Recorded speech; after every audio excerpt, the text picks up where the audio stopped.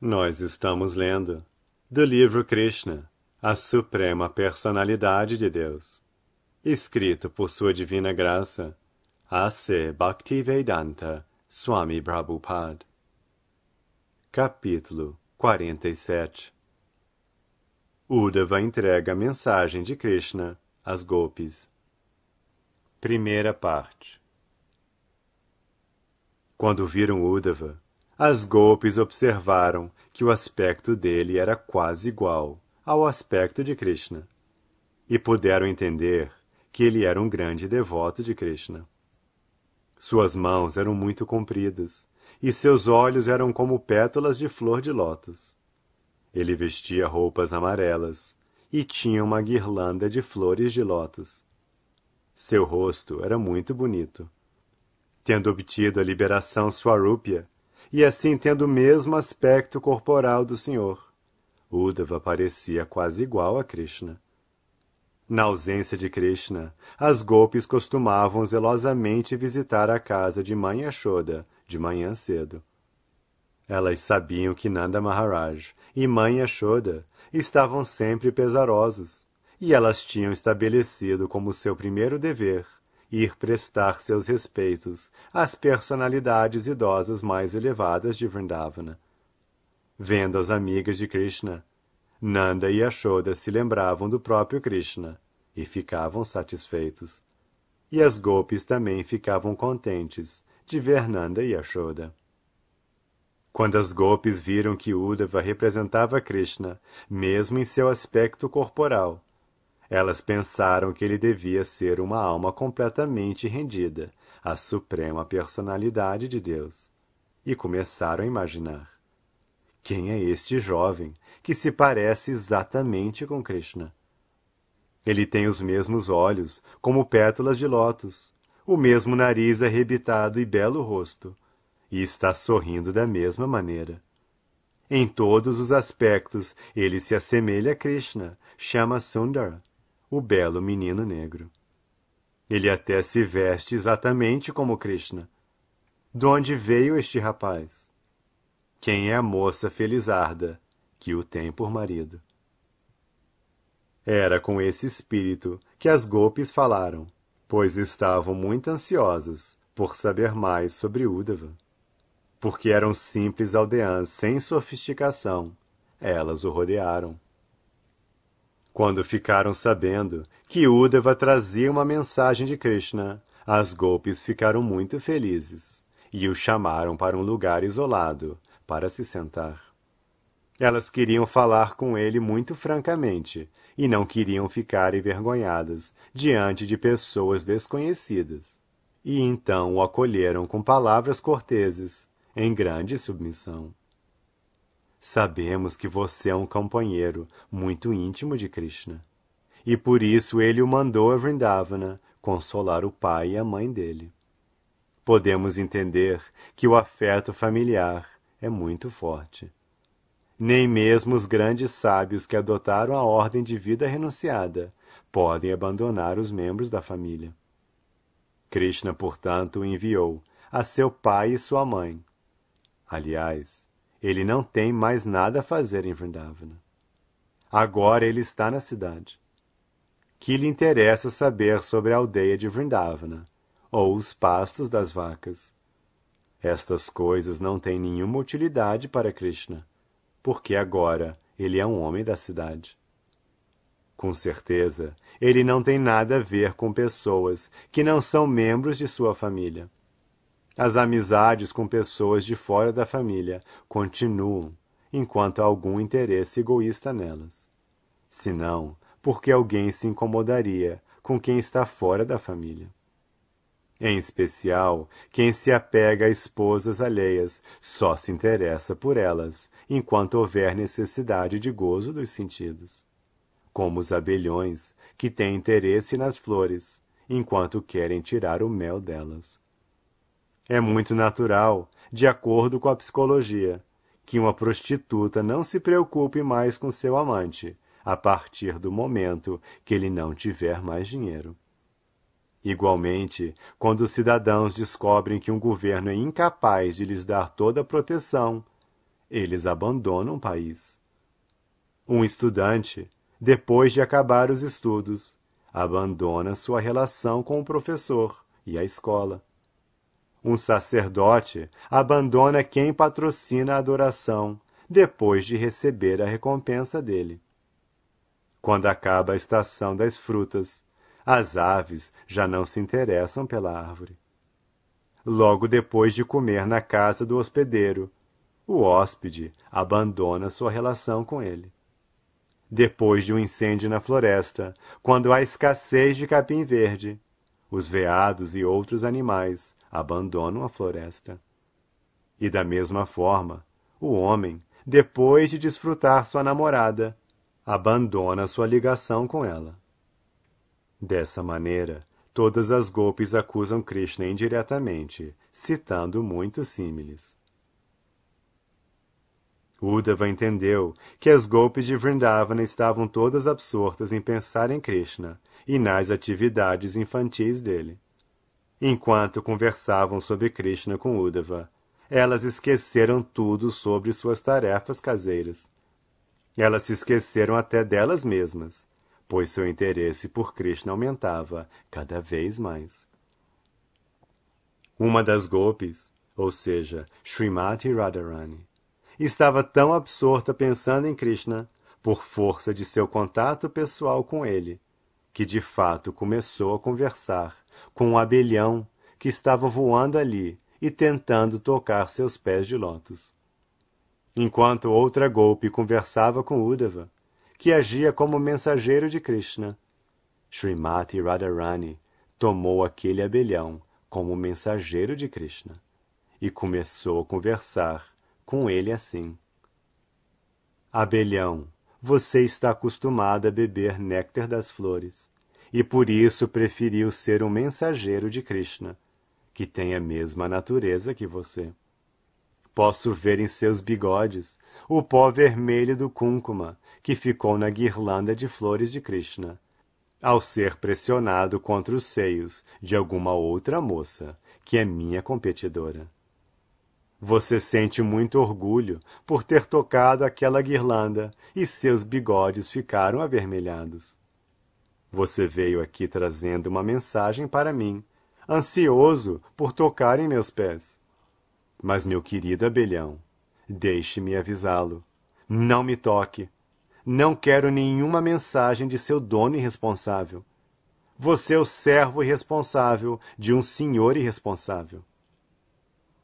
Pode ser que Srimati Radharani tenha se dirigido com sarcasmo, propositado, àquele abelhão, para criticar indiretamente o mensageiro Uddhava. Como as outras Gopis, Srimati Radharani viu que as feições corpóreas de Uddhava eram parecidas com as de Krishna. E ela também viu que Uddhava era igual a Krishna.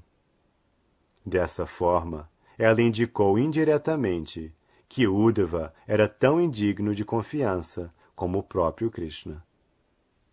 Srimati Radharani quis dar razões específicas de sua insatisfação com Krishna e seu mensageiro.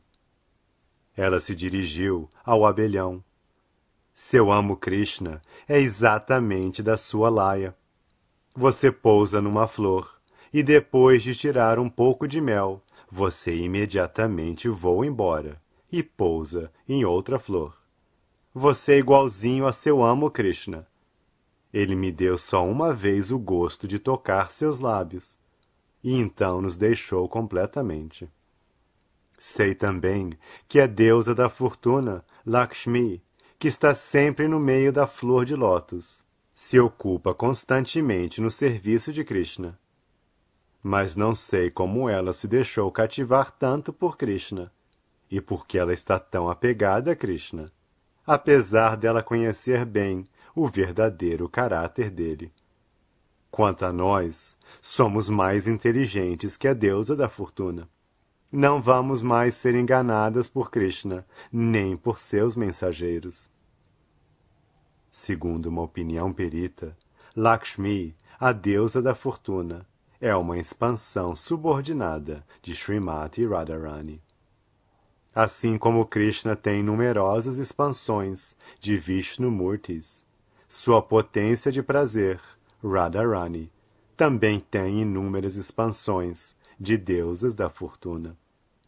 Por isso, a deusa da fortuna, Lakshmiji, está sempre desejando se elevar à posição das gopis.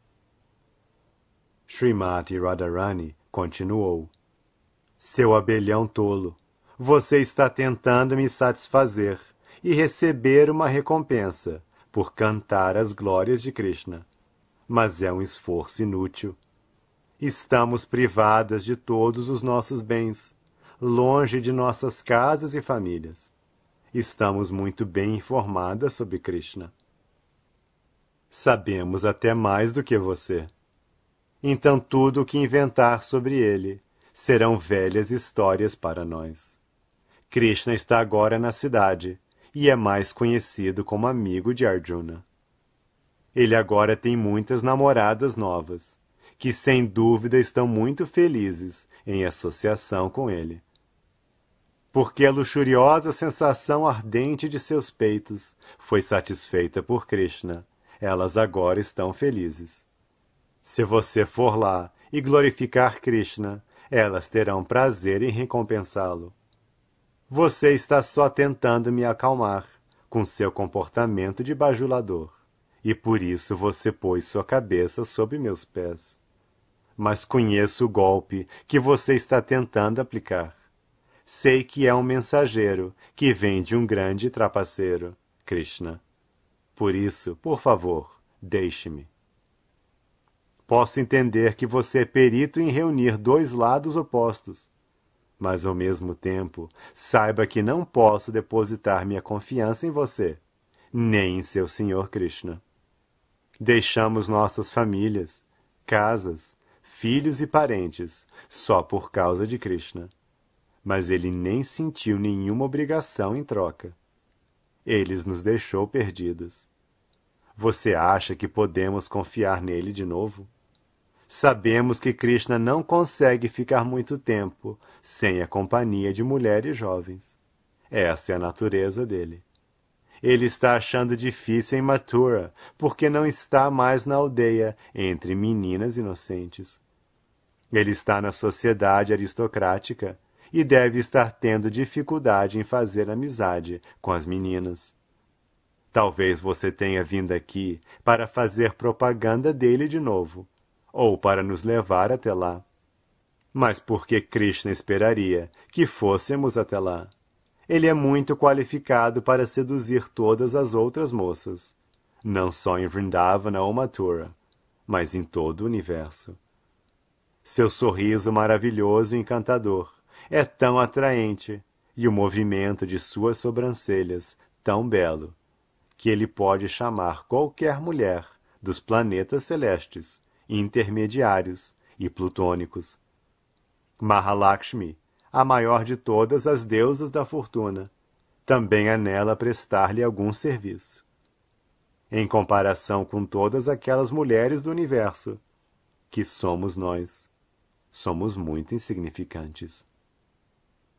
Krishna faz propaganda de si mesmo como magnânimo e é louvado por grandes santos. Suas qualificações seriam utilizadas perfeitamente se ele apenas mostrasse misericórdia para conosco, pois estamos humilhadas e desprezadas por ele. Você, pobre mensageiro, é apenas um servo menos inteligente.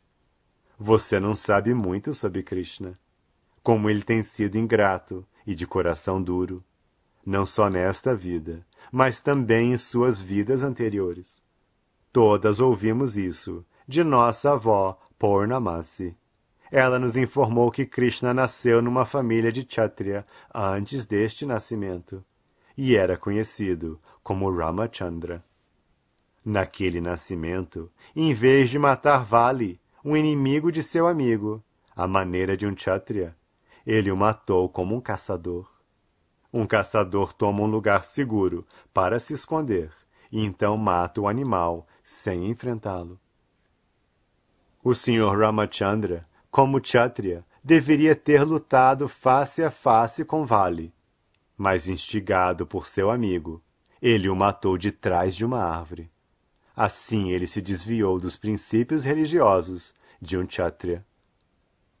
Também estava tão atraído pela beleza de Sita, que ele transformou Shurpanakha, a irmã de Ravana, numa mulher feia, cortando seu nariz e orelhas.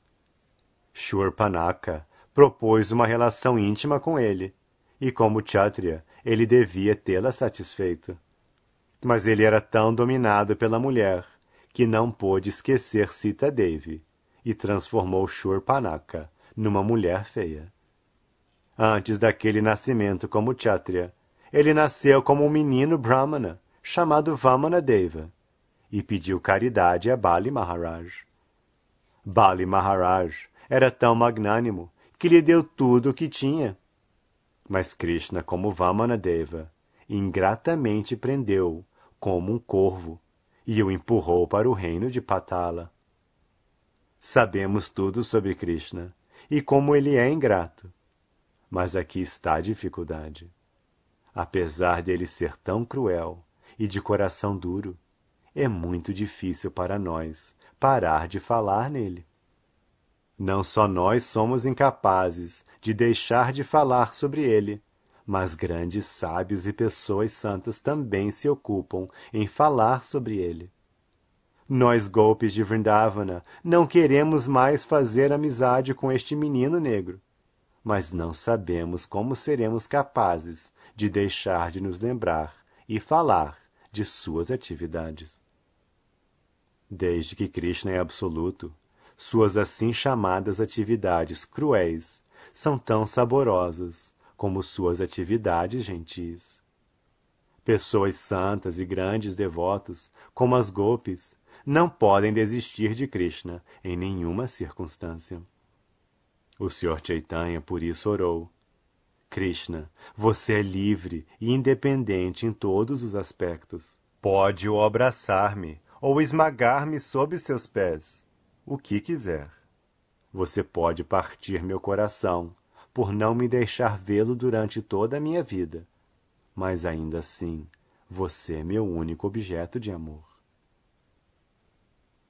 Em minha opinião, Srimati Radharani continuou, não se deve ouvir falar de Krishna, porque logo que uma gota do néctar de suas atividades transcendentais é derramado no ouvido, a pessoa se eleva imediatamente acima da dualidade de atração e rejeição. Estando completamente livre da contaminação do apego material, ela desiste do apego a este mundo material, família, lar, esposa, filhos e tudo o que lhe é materialmente querido. Sendo privada de todas as aquisições materiais, ela torna a si e a seus parentes infelizes. Então ela vagueia em busca de Krishna, quer como ser humano, quer em outra espécie de vida, mesmo como uma ave, e aceita voluntariamente a profissão de mendicante. É de fato muito difícil entender Krishna, seu nome, sua qualidade, sua forma, seus passatempos, sua parafernália e seu séquito. Srimati Radharani continuou a falar ao mensageiro negro de Krishna. Por favor, não fale mais sobre Krishna. É melhor falar de outra coisa. Nós já estamos condenados, como a corça de manchas negras na floresta, que está encantada pela doce vibração musical do caçador. Da mesma maneira, fomos encantados pelas doces palavras de Krishna, e repetidas vezes estamos pensando nos raios das unhas dos dedos de seus pés. Estamos ficando cada vez mais desejosas de sua companhia. Por isso peço-lhe que não fale mais de Krishna. Esta conversa de Radharani com o mensageiro abelhão, sua acusação a Krishna e, ao mesmo tempo, sua impossibilidade de parar de falar sobre ele, são sintomas do mais elevado êxtase transcendental, chamado Mahabhava. A manifestação estática de Mahabhava só é possível em pessoas como Radharani e suas companheiras. Grandes acharyas, como Srila Rupa Goswami e Vishwanatha Chakravarti Thakura, analisaram estes discursos Mahabhava de Srimati Radharani e descreveram os diferentes sentimentos, tais como Udgurna, ou confusão, e Jalpa Pratijalpa, ou falar de diferentes maneiras. Em Radharani encontram-se os sinais de Ujjvala, ou a joia mais brilhante do amor a Deus. Enquanto Radharani falava com a abelha, e a abelha voava daqui e dali, ela de repente desapareceu de sua vista. Ela estava em total melancolia devido à separação de Krishna, e sentiu êxtase falando com a abelha. Mas logo que a abelha desapareceu, ela ficou quase louca, pensando que a abelha mensageira poderia ter voltado a Krishna para informar-lhe tudo o que ela falara contra ele. Krishna deve ficar muito triste ao ouvir isto, ela pensou. Dessa maneira, ela foi dominada por outro tipo de êxtase. Entre mentes, o abelhão, voando aqui e ali, apareceu de novo diante dela. Ela pensou, Krishna ainda é bondoso comigo. Apesar do mensageiro levar mensagens perturbadoras, ele é tão bondoso que tornou a enviar o mensageiro para me levar até ele. Srimati Radharani foi muito cuidadosa desta vez, para não dizer nada contra Krishna. Meu querido amigo, eu lhe dou boas-vindas, disse ela. Krishna é tão bom que o enviou novamente. Krishna é tão bondoso e afetuoso comigo, que felizmente ele o enviou de novo, apesar de você ter enviado a ele minha mensagem contra ele. Meu querido amigo, pode pedir-me o que quiser. Darei tudo, porque você é tão bondoso para mim. Você veio para me levar para Krishna, porque ele não pode vir aqui. Ele está rodeado de novas namoradas em Mathura. Mas você é uma criaturinha. Como pode levar-me lá? Como poderá ajudar-me a encontrar Krishna, enquanto ele está repousando lá, com a deusa da fortuna, e abraçando-a em seu peito? Não importa. Esqueçamos todas estas coisas sobre eu ir até lá, ou enviá-lo. Por favor, deixe-me saber como Krishna está em Mathura. Diga-me se ele ainda se lembra de seu pai adotivo, Nanda Maharaj, sua mãe carinhosa, Yashoda, seus amigos vaqueiros e suas pobres amigas como nós, as gopis. Tenho certeza de que às vezes ele deve cantar sobre nós. Nós o servimos como criadas, sem nenhum pagamento. Há alguma possibilidade de Krishna voltar e pôr seus braços ao redor de nós? Seus membros estão sempre perfumados, com o aroma de aguro. Por favor, faça todas estas perguntas a Krishna. Uddhava estava perto e ouviu Radharani falando dessa maneira, como se ela tivesse quase enlouquecido por causa de Krishna. Ele ficou demasiado surpreso, vendo como as gopis estavam acostumadas a pensar constantemente em Krishna, neste êxtase mais alto de amor Mahabhava. Ele trouxera uma mensagem escrita de Krishna, e agora queria apresentá-la às gopis, só para tranquilizá-las. Ele disse, minhas queridas gopis, a missão da vida humana de vocês agora alcançou o sucesso. Vocês todas são admiráveis devotas da suprema personalidade de Deus. Por isso, merecem ser adoradas por toda a espécie de pessoas. Vocês são adoráveis em todos os 3 mundos, porque suas mentes estão maravilhosamente absortas pensando em Vasudeva, Krishna.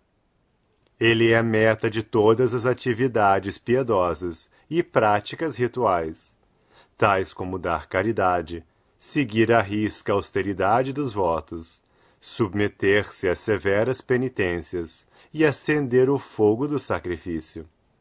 Ele é a finalidade por trás dos diferentes mantras, da leitura dos Vedas, do controle dos sentidos e da concentração da mente na meditação.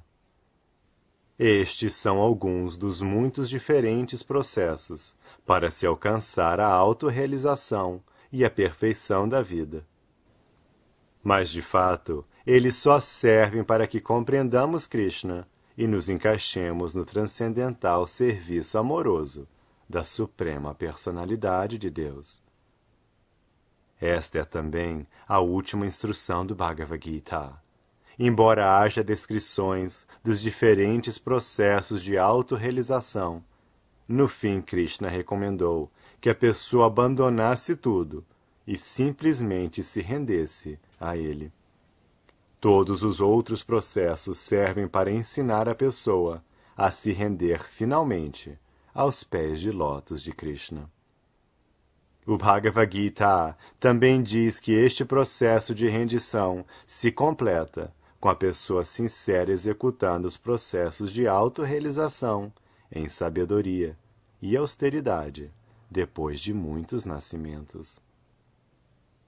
Visto que a perfeição de tal austeridade se manifestou completamente nas vidas das gopis, Uddhava ficou plenamente satisfeito ao ver a posição transcendental delas. Ele continuou: Minhas queridas gopis, a mentalidade que vocês desenvolveram em relação a Krishna é muito, muito difícil de alcançar, mesmo para grandes sábios e pessoas santas. Vocês atingiram o mais elevado nível de perfeição da vida. É uma grande bênção que vocês tenham fixadamente em Krishna e decidido ter Krishna somente, abandonando suas famílias, lares, parentes, maridos e filhos por causa da Suprema Personalidade. Porque suas mentes agora estão completamente absortas em Krishna, que é a alma suprema. O amor universal se desenvolveu automaticamente em vocês. Eu me considero muito afortunado por ter sido favorecido, por sua graça, ao vê-las nesta situação. Quando Uddhava disse que tinha uma mensagem de Krishna, as gopis ficaram mais interessadas em ouvir a mensagem do que em ouvir falar de sua elevada posição. Elas não gostaram muito de ser louvadas por causa de sua alta posição e mostraram sua ansiedade em ouvir a mensagem que Uddhava trouxera de Krishna. Uddhava disse: Minhas queridas gopis, estou especialmente encarregado de trazer esta mensagem para vocês, que são tão grandes e gentis devotas. Krishna me enviou especificamente porque sou seu servo mais confidencial. Uddhava não entregou às gopis a mensagem escrita trazida de Krishna, mas leu-a pessoalmente para elas. A mensagem foi escrita com muita gravidade, de modo que não só as gopis, mas todos os filósofos empíricos pudessem entender como o puro amor de Deus está intrinsecamente integrado com todas as diferentes energias do Senhor Supremo. Entende-se da informação védica que o Senhor Supremo tem múltiplas energias. Parasya Shaktir Vividhaiva Shruyate. Também as gopis eram amigas pessoais tão íntimas de Krishna, que enquanto ele estava escrevendo a mensagem para elas, ele se comoveu e não pôde escrever nitidamente. Uddhava, como aluno de Brihaspati, tinha uma inteligência muito aguçada. Então, em vez de entregar a mensagem escrita, ele achou prudente ler pessoalmente e explicá-la a elas. Uddhava continuou: Estas são as palavras da personalidade de Deus.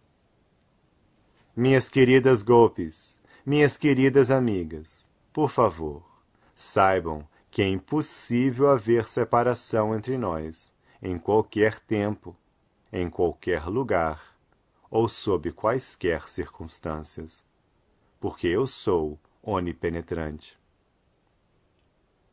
Este fato de Krishna ser onipenetrante é explicado no Bhagavad Gita, nos capítulos 9 e 7. Krishna é onipenetrante em seu aspecto impessoal. Tudo repousa nele, mas ele não está pessoalmente presente em toda parte. No capítulo 7, também se diz que os 5 elementos grosseiros, terra, água, fogo, ar e céu, e os 3 elementos sutis, mente, inteligência e ego, são todos sua energia inferior. Mas existe outra energia superior, que se chama a entidade viva. As entidades vivas são também diretamente partes integrantes de Krishna. Portanto, Krishna é a fonte das 2 energias, a material e a espiritual. Ele está sempre se misturando em tudo, como causa e efeito. Não só as gopis, mas todas as entidades vivas estão sempre inseparavelmente conectadas com Krishna, em todas as circunstâncias. As gopis, porém, têm conhecimento perfeito e completo desta relação com Krishna, ao passo que as entidades vivas, sob o encanto de Maya, estão esquecidas de Krishna e se julgam identidades separadas, sem relação alguma com ele. O amor de Krishna, ou a consciência de Krishna, é, portanto, a perfeição do verdadeiro conhecimento, ao entender as coisas como elas são. Nossa mente nunca pode estar vazia. A mente está sempre ocupada com alguma espécie de pensamento, e o assunto deste pensamento não pode estar fora dos 8 elementos da energia de Krishna. Quem conhece este aspecto filosófico de todos os pensamentos é de fato um homem sábio e se rende a Krishna. As gopis são um exemplo típico desta fase de perfeição de conhecimento. Elas não são simples especuladoras mentais. A mente delas está sempre em Krishna. A mente nada mais é que a energia de Krishna. De fato, qualquer pessoa que possa pensar, sentir, agir e querer não pode estar separada de Krishna. Mas a fase em que pode entender sua relação eterna chama-se consciência de Krishna.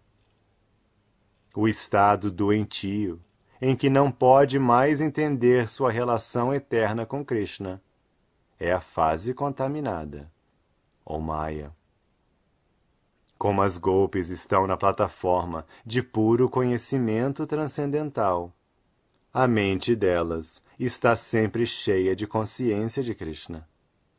Por exemplo, assim como não há separação entre o fogo e o ar, assim também não há separação entre Krishna e as entidades vivas. Quando as entidades vivas esquecem Krishna, elas não estão em seu estado normal. Quanto às gopis, por estarem sempre pensando em Krishna, elas estão na fase absoluta de perfeição de conhecimento. Os chamados filósofos empíricos às vezes pensam que o caminho de Bhakti se destina aos menos inteligentes. Mas, a não ser que o chamado homem de conhecimento chegue à plataforma de Bhakti, seu conhecimento é com certeza impuro e imperfeito. De fato, a fase de aperfeiçoamento da relação eterna com Krishna é o amor em separação. Mas isto também é ilusório, porque não há separação. As golpes não se situavam nesta condição ilusória de vida. Então, mesmo do ponto de vista filosófico, para elas não havia separação. A manifestação cósmica também não está separada de Krishna. Nada está separado de mim. Toda manifestação cósmica repousa em mim e não é separada de mim. Antes da criação, eu existia. Isto se confirma na literatura védica. Antes da criação, só existia Narayana. Não havia Brahma, nem Shiva. Eko Narayana asinna Brahma naishanaha. Toda manifestação cósmica é manipulada pelos três modos da natureza material. É dito que Brahma, a encarnação da qualidade da paixão, criou este universo. Mas Brahma é o criador secundário. O criador original é Narayana. Isto também é confirmado por Shankaracharya. Narayana paro vyaktat. Narayana é transcendental, além desta criação cósmica. Krishna cria, mantém e aniquila toda a manifestação cósmica, expandindo-se em diferentes encarnações. Tudo é Krishna, e tudo depende de Krishna, mas ele não é percebido na energia material, chamada Maya, ou ilusão. Na energia espiritual, porém, Krishna é percebido a cada passo, em todas as circunstâncias. Esta fase de perfeição de entendimento é representada pelas gopis. Como Krishna está sempre afastado da manifestação cósmica, embora ela seja completamente dependente dele, assim a entidade viva também é completamente afastada de sua vida material condicionada, embora o corpo material se tenha desenvolvido com base na existência espiritual. No Bhagavad Gita, toda manifestação cósmica é aceita como a mãe das entidades vivas, e Krishna é o pai. Assim como o pai fecunda a mãe, injetando no ventre dela a entidade viva, Krishna injeta todas as entidades vivas no ventre da natureza material. Elas saem em diferentes corpos, de acordo com suas diferentes atividades fruitivas. Mas em todas as circunstâncias, a entidade viva está separada desta vida material, condicionada. Se simplesmente estudarmos nosso próprio corpo, poderemos entender como uma entidade viva está sempre afastada deste engaiolamento corporal. Cada ação do corpo ocorre pela interação dos três modos da natureza material. Podemos ver a cada momento muitas mudanças ocorrendo em nosso corpo, mas a alma espiritual está afastada de todas as mudanças. Não é possível criar, nem aniquilar, nem interferir nas ações da natureza material. A entidade viva está, portanto, presa na armadilha do corpo material e condicionada em três fases, a saber, enquanto está acordada, dormindo ou inconsciente.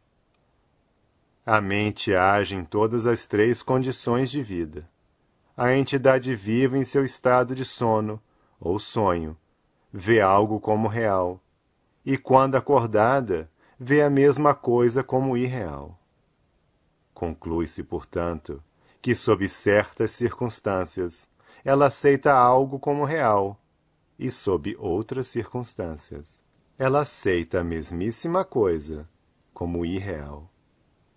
Estes assuntos são a matéria de estudo do filósofo empírico ou do Sankhya Yogi. Para chegar à conclusão certa, os Sankhya Yogis se submetem a severas austeridades e penitências. Eles praticam o controle dos sentidos e a renúncia. Todas essas diferentes maneiras de determinar a meta final da vida se comparam a rios. Krishna é o oceano. Assim como os rios fluem descendo para o oceano, todas as tentativas de conhecimento fluem para Krishna. Depois de muitíssimos nascimentos de esforço, quando a pessoa de fato chega a Krishna, ela atinge a fase da perfeição. Krishna diz no Bhagavad Gita: todos estão buscando o caminho de me compreender, mas aqueles que adotaram caminhos sem nenhuma bhakti acham seu esforço muito trabalhoso. Klesho dikataras tesham. Krishna não pode ser compreendido, a menos que a pessoa chegue ao ponto de bhakti. 3 caminhos são enunciados no Gita: Karma Yoga, Jnana Yoga e Bhakti Yoga. Aqueles que estão muito presos às atividades fruitivas são aconselhados a realizar ações que os conduzem a Bhakti. Aqueles que são afeitos à frustração da filosofia empírica também são aconselhados a agir de tal maneira que cheguem a compreender Bhakti. A Karma Yoga é diferente do Karma comum, e a Jnana Yoga é diferente da Jnana comum. Por fim, como o Senhor afirma no Bhagavad Gita, Bhaktyamam Abhijanati, só pela execução do serviço devocional é possível entender Krishna. A fase de perfeição do serviço devocional foi conseguida pelas gopis, porque elas não queriam conhecer nada além de Krishna. Confirma-se nos Vedas: Yasmin eva vigyate sarvam eva vigyatam bhavati. Isto quer dizer que simplesmente por conhecer Krishna, a pessoa adquire automaticamente todo outro conhecimento. Krishna continuou: o conhecimento transcendental do Absoluto não é mais necessário para vocês, que foram acostumadas a me amar desde o início de suas vidas. O conhecimento da verdade absoluta se exige especificamente de pessoas que desejam a liberação da existência material. Mas quem alcançou amor por Krishna já está na plataforma da liberação. Como se diz no Bhagavad Gita, qualquer pessoa que se ocupe em serviço devocional exclusivo deve ser considerado como situado na plataforma transcendental da liberação. As gopis, de fato, não sentiam nenhuma dor da existência material, mas sentiam a separação de Krishna. Krishna, por isso, disse: minhas queridas gopis, para aumentar seu amor superexcelente por mim, eu me separei de vocês de propósito, para que vocês possam ficar em meditação constante em mim. As gopis estão na fase da perfeição da meditação. Os yogis gostam mais de meditar do que executar serviço devocional ao Senhor, mas eles não sabem que a perfeição do sistema de yoga é alcançar a devoção. Esta meditação constante em Krishna pelas gopis se confirma no Bhagavad Gita como sendo a yoga mais elevada. Krishna conhecia muito bem a psicologia das mulheres. Quando o amado de uma mulher está longe, ela pensa nele mais em meditação do que quando ele está presente diante dela. Krishna quis ensinar pelo comportamento das gopis que alguém que está constantemente em transe, como as gopis, com certeza alcança os pés de lótus de Krishna. O Senhor Chaitanya ensinou às pessoas em geral o método de Vipralambha Seva. que é o método de prestar serviço à suprema personalidade de Deus, no sentimento de separação. Os 6 Goswamis também ensinaram a adorar Krishna no sentimento das golpes em separação. As orações de Srinivasacharya sobre os Goswamis explicam com muita clareza este assunto. Srinivasacharya disse que os Goswamis estavam sempre absortos no oceano de sentimentos transcendentais, no estado de espírito das golpes. Quando moravam em Vrindavana, eles procuravam Krishna gritando: "Onde está Krishna? Onde estão as golpes? Onde você está, Srimati Radharani?" Eles nunca diziam: "Vimos agora Radha e Krishna, e por isso nossa missão está cumprida." A missão deles estava sempre por cumprir. Eles nunca encontravam Radha e Krishna. Na época da dança da Rasa, aquelas golpes que não puderam entrar na Rasa Lila com Krishna abandonaram seus corpos simplesmente por pensar nele. A absorção em consciência de Krishna pelo sentimento da separação é assim o método mais rápido para alcançar os pés de lótus de Krishna. Pela declaração pessoal de Krishna, as golpes foram convencidas da força dos sentimentos de separação. Elas estavam de fato experimentando o método sobrenatural de adorar Krishna, e estavam muito aliviadas por entender que Krishna não estava longe delas, mas sempre com elas.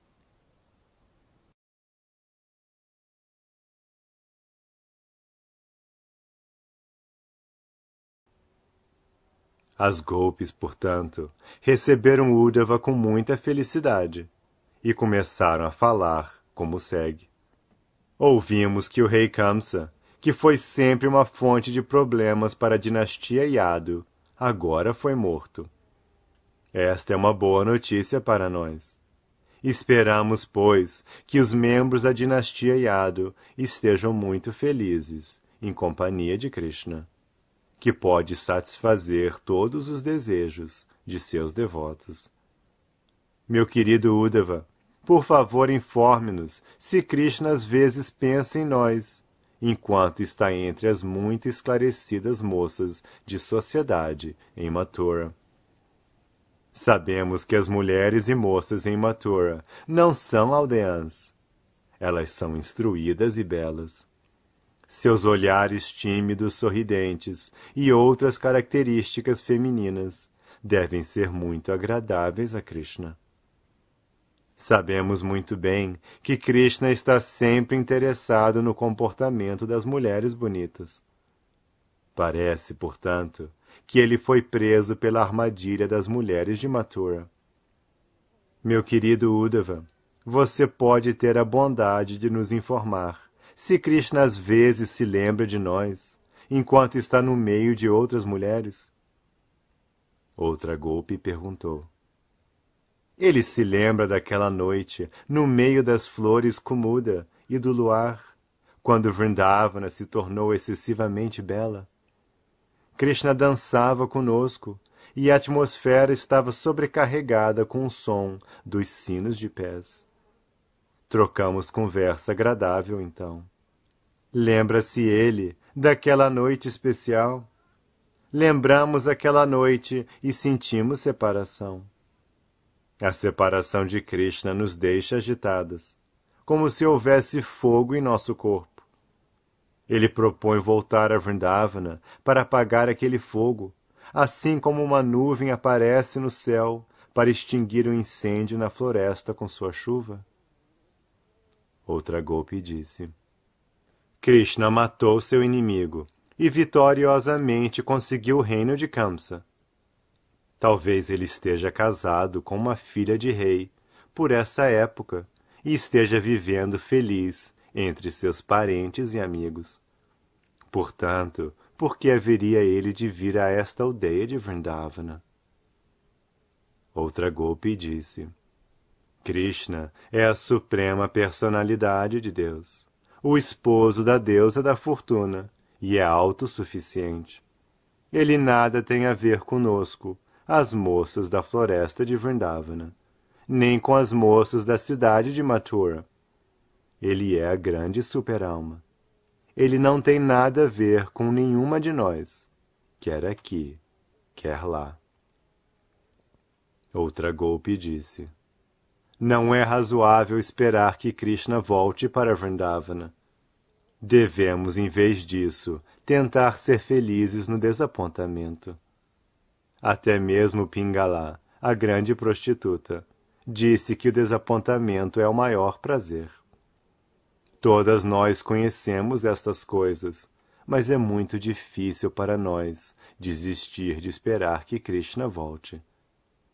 Quem pode esquecer uma conversa solitária com Krishna, em cujo peito a deusa da fortuna sempre permanece, apesar de Krishna não a desejar?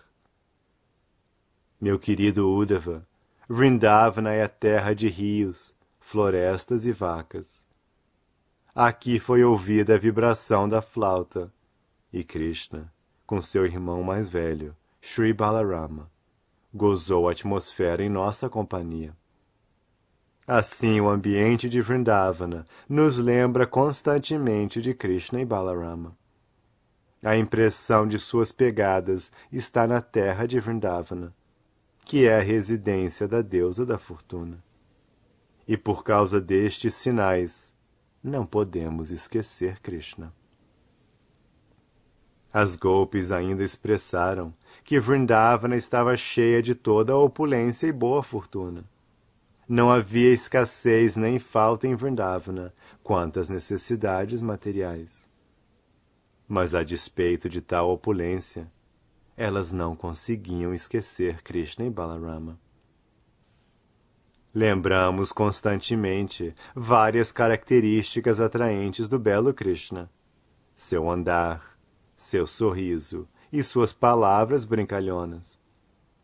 Todas ficamos perdidas com as ações de Krishna, e nos é impossível esquecê-lo. Sempre rezamos a ele, exclamando: querido Senhor, querido esposo da deusa da fortuna, querido Senhor de Vrindavana e salvador dos devotos aflitos. Estamos agora caídas e mergulhadas num oceano de sofrimento. Por favor, volte, pois, para Vrindavana e nos livre desta situação lamentável. Uddhava estudou minuciosamente a situação anormal e transcendental das golpes em sua separação de Krishna, e julgou prudente repetir todos os passatempos de Shri Krishna muitas e muitas vezes. As pessoas materialistas estão sempre se queimando num fogo abrasador de misérias materiais. As golpes estavam queimando num transcendental fogo abrasador por causa da separação de Krishna.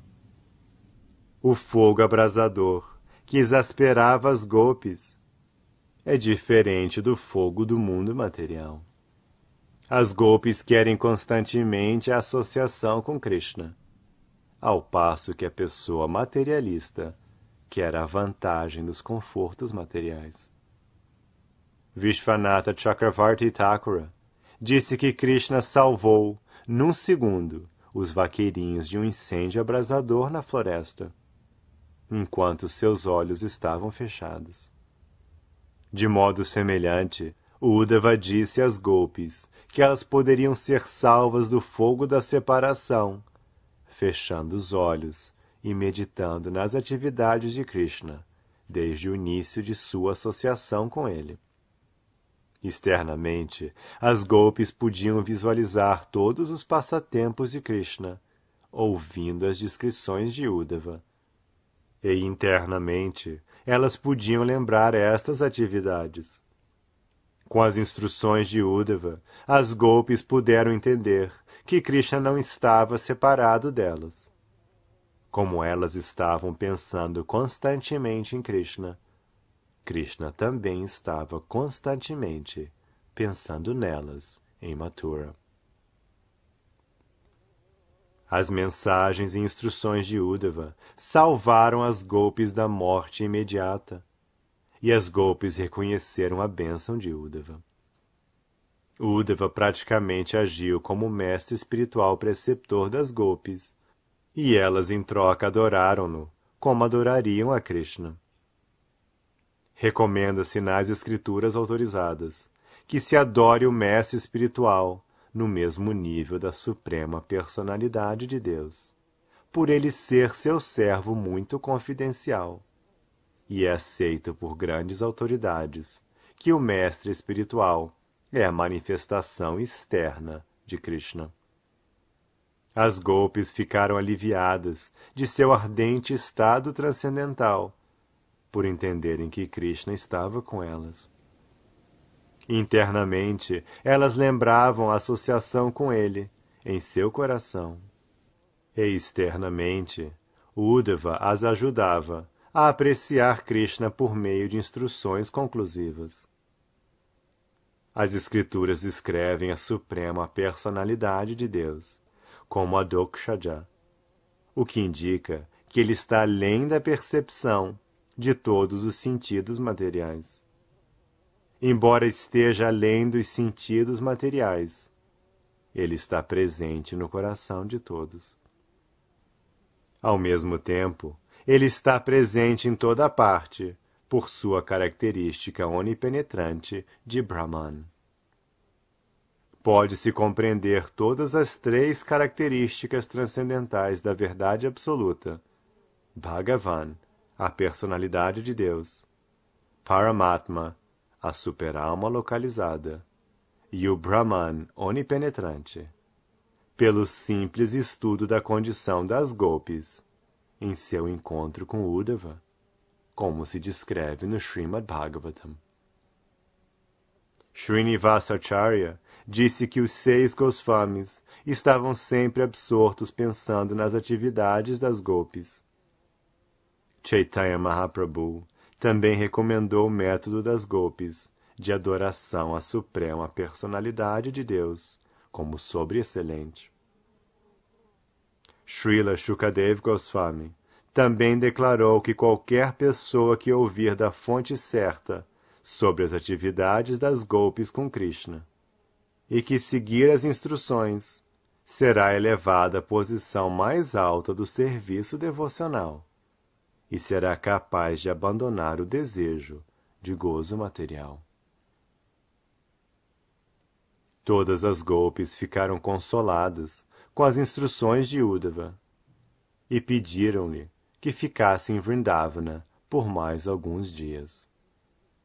Uddhava concordou com a proposta delas e ficou não só mais alguns dias, mas mais alguns meses. Ele sempre as mantinha ocupadas, pensando na mensagem transcendental de Krishna e em seus passatempos. E as Gopis sentiam como se estivessem experimentando associação direta com Krishna. Enquanto Uddhava permaneceu em Vrindavana, os habitantes desfrutaram sua associação. Enquanto discutiam as atividades de Krishna, os dias passavam como momentos.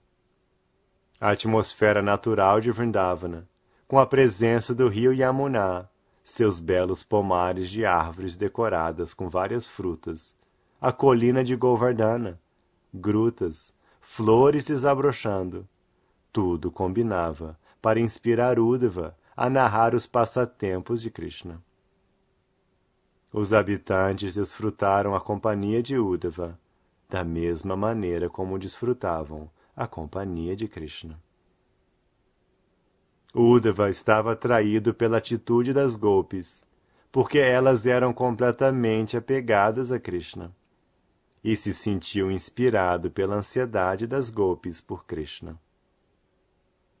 Ele começou a lhes oferecer suas respeitosas reverências e compôs canções em louvor de suas qualidades transcendentais, como segue. Entre todas as entidades vivas que aceitaram a forma de vida humana, as Gopis alcançaram o maior sucesso em sua missão. O pensamento delas está eternamente absorto nos pés de lótus de Krishna. Grandes sábios e pessoas santas também tentam absorver-se em meditação sob os pés de lótus de Krishna, que é o próprio Mukunda, o que dá a liberação. Mas as Gopis, tendo aceitado amorosamente o Senhor, estão automaticamente acostumadas com isto e não dependem de nenhuma prática de yoga. A conclusão é que quem alcançou o estado de vida das Gopis não precisa nascer como o Sr. Brahma, ou nascer numa família de Brahmanas, ou ser iniciado como Brahmana. Sri Uddhava confirmou o que o Sr. Krishna disse no Bhagavad Gita, que quem se abriga nele pelo motivo certo, seja ele Shudra ou inferior, alcançará a meta mais alta da vida. As Gopis estabeleceram o padrão de devoção para o mundo todo.